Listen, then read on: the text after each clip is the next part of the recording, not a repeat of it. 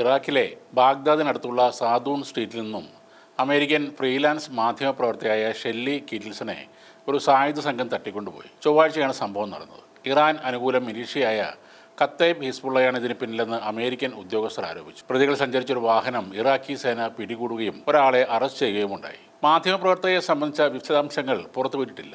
തട്ടിക്കൊണ്ടുപോകാൻ 2 കാറുകളാണ് ഈ സംഘം ഉപയോഗിച്ചത്. ഒരു കാർ അപകടത്തിൽപ്പെട്ട് സുരക്ഷാ സേനയുടെ പിടിയിലായി. എന്നാൽ ഉടനെ തന്നെ മാധ്യമപ്രവർത്തകയെ 2ാമത്തെ കാറിലേക്ക് മാറ്റി സംഘം രക്ഷപ്പെടുകയായിരുന്നെന്നും അധികൃതർ വ്യക്തമാക്കി. അതിനിടെ ടെഹ്റാനിലെ ഇറാൻ ഭരണകൂടത്തിന്റെ തന്ത്രപ്രധാന കേന്ദ്രങ്ങളിൽ ഇസ്രായേൽ വ്യോമാക്രമണം നടത്തി. വരും ആഴ്ചകളിൽ ഇറാനുമായുള്ള യുദ്ധം അവസാനിപ്പിക്കുമെന്ന് അമേരിക്കൻ പ്രസിഡന്റ് ഡൊണാൾഡ് ട്രംപ് പ്രസ്താവിച്ചതിന് പിന്നാലെയാണ് ഈ ആക്രമണം. UAEയിൽ ഇറാനികൾക്ക് പ്രവേശന വിലക്ക് ഇപ്പോൾ പ്രഖ്യാപിച്ചിരിക്കുകയാണ്. യുദ്ധ സാഹചര്യം കണക്കിലെടുത്ത് ഇറാൻ പൗരന്മാർക്ക് പ്രവേശനവും ട്രാൻസിറ്റ് സൗകര്യവും താൽക്കാലികമായി നിർത്തലാക്കി എന്നാണ് വിശദീകരണം. എന്നാൽ ഗോൾഡൻ വിസ ഉള്ളവർക്ക് ഇളവ് നൽകുകയും ചെയ്തിട്ടുണ്ട്. ഇറാന്റെ തന്ത്രപ്രധാനമായ ആണവ കേന്ദ്രത്തിന് പുറമെ രാജ്യത്തെ ഏറ്റവും വലിയ മരുന്ന് നിർമ്മാണ കമ്പനിക്ക് നേരെയും അമേരിക്കൻ ഇസ്രായേൽ സഖ്യം കടുത്ത വ്യോമാക്രമണം നടത്തിയിരുന്നു. മധ്യ ഇറാൻ നഗരമായ ഇസ്ഫഹാനിലെ ആണവ കേന്ദ്രത്തിന് നേരെ നടത്തിയ ആക്രമണത്തിന്റെ ദൃശ്യങ്ങൾ പ്രസിഡന്റ് ഡൊണാൾഡ് ട്രംപ് നേരിട്ട് പുറത്തുവിട്ടു. 60% പരിശുദ്ധിയുള്ള 400 കിലോയോളം യുറേനിയം ഇവിടെ ശേഖരിച്ച് വെച്ചിട്ടുണ്ടെന്നാണ് അമേരിക്കൻ രഹസ്യാന്വേഷണ വിഭാഗത്തിന്റെ നിഗമനം. കഴിഞ്ഞ ജൂണിലും ഇവിടം ആക്രമിക്കപ്പെട്ടിരുന്നു. എന്നാൽ യുറേനിയം സുരക്ഷിതമായ ഒരു സ്ഥലത്തേക്ക് മാറ്റിയെന്നാണ്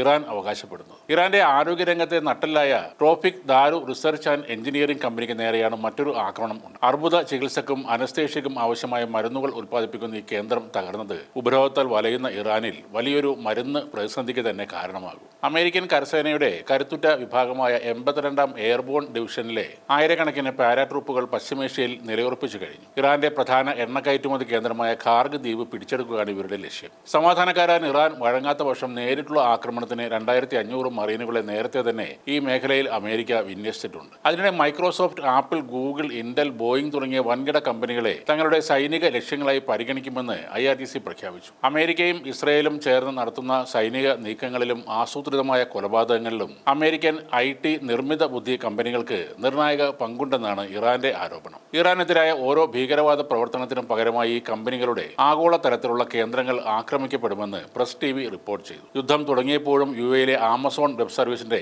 ഡാറ്റാ സെന്ററുകൾക്ക് നേരെ ഡ്രോൺ ആക്രമണം ഉണ്ടായതായി കമ്പനി സ്ഥിരീകരിച്ചിരുന്നു. ഹോർമുസ് കടലിടുക്കിൽ ഏർപ്പെടുത്തിയ ഉപരോധത്തിന് പിന്നാലെ സമുദ്രാന്തര ഭാഗത്തുകൂടി കടന്നുപോകുന്ന ഇന്റർനെറ്റ് കേബിളുകളെയും ഇറാൻ ലക്ഷ്യമിടുമെന്ന ഭീതി ഇപ്പോൾ ശക്തമാണ്. ആഗോള ഇന്റർനെറ്റ് വിനിമയത്തിന്റെ വലിയൊരു ഭാഗം കടന്നുപോകുന്ന ഈ മേഖലയിലെ കേബിളുകൾക്ക് കേടുപാടുകൾ സംഭവിച്ചാൽ അത് ആഗോള തലത്തിൽ തന്നെ ഡിജിറ്റൽ വിനിമയം തടസ്സപ്പെടാൻ കാരണമാകും. പശ്ചിമേഷ്യയിൽ യുദ്ധം കടുക്കുന്നതിനിടെ ലോകത്തെ ഞെട്ടിക്കുന്ന പുതിയ സൈനിക നീക്കങ്ങളും പുറത്തുവരുന്നു. ഇറാനിൽ അമേരിക്കയുടെ കരസേന അധിനിവേശം ഉണ്ടായാൽ ഇറാന് പിന്തുണയുമായി റഷ്യയുടെ കരുത്തുറ്റ ചെച്ചൻ സൈനിക വിഭാഗങ്ങൾ എത്തുമെന്നാണ് പുതിയ റിപ്പോർട്ടുകൾ. ഇറാനിയൻ മാധ്യമമായ പ്രസ് TVയാണ് ഈ വാർത്ത പുറത്തുവിട്ടത്. ഇവർ എത്തുന്നത് ഈ യുദ്ധത്തിന്റെ ഗതി തന്നെ മാറ്റാൻ സാധ്യതയുണ്ട്. റഷ്യൻ ഫെഡറേഷന്റെ ഭാഗമായ ചെച്നിയയിലെ ഭരണാധികാരി റംസാൻ കദിറോവിന്റെ നേതൃത്വത്തിലുള്ള അഹ്മദ് സ്പെഷ്യൽ ഫോഴ്സ് ഉൾപ്പെടെയുള്ള വിഭാഗങ്ങളാണ് ഇറാൻ സൈന്യത്തിനൊപ്പം ചേർന്ന് പോരാടാൻ സന്നദ്ധത അറിയിച്ചിരിക്കുന്നത്. ഇത് വെറും രാഷ്ട്രീയ യുദ്ധമല്ലെന്നും മറിച്ച് പാശ്ചാത്യ അധിനിവേശത്തിനെതിരായ ഒരു മതയുദ്ധം ആണെന്നുമാണ് ചെച്ചൻ നേതൃത്വം വിശേഷിപ്പിക്കുന്നത്. അമേരിക്കൻ സൈന്യം ഇറാന്റെ മണ്ണിൽ കാലുകുത്തിയാൽ അത് ആഗോള തലത്തിൽ തന്നെ വലിയ പ്രത്യാഘാതങ്ങൾ ഉണ്ടാക്കുമെന്ന് റഷ്യൻ അനുകൂല വൃത്തങ്ങളും മുന്നറിയിപ്പ് നൽകുന്നുണ്ട്.